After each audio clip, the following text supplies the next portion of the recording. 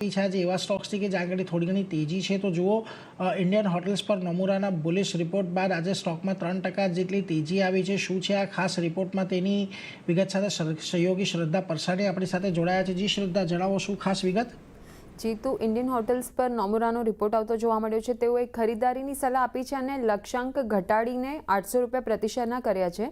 તેઓએ રિપોર્ટમાં જણાવ્યું છે કે Q4 FY26માં યુદ્ધની જે અસર છે તે મર્યાદિત જોવા મળી શકે છે.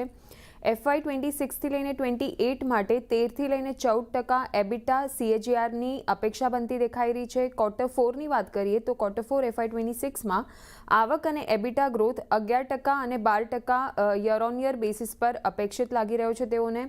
મધ્યમ ગાળામાં લક્ઝરી સેગમેન્ટ અને કોર્પોરેટ ટ્રાવેલ માટે આઉટલુક તેઓનું પોઝિટિવ તેઓ ધરાવી રહ્યા છે આઉટલુક. તો ઓવરઓલ આ રિપોર્ટના લીધે અત્યારે આપણને આ સ્ટોકમાં આપણને 3% જેટલી તેજી દેખાઈ રહી છે. એટલે જુઓ, ખાસ કરીને અહીંયાથી ધ્યાન રાખજો, એક ઇન્ડિયન હોટલ્સ આજના દિવસે ખરીદારી સાથેનો મત બનતો જોવા મળી રહ્યો છે. એના પર એક ધ્યાન રાખતા રહીશું. પરંતુ આગળ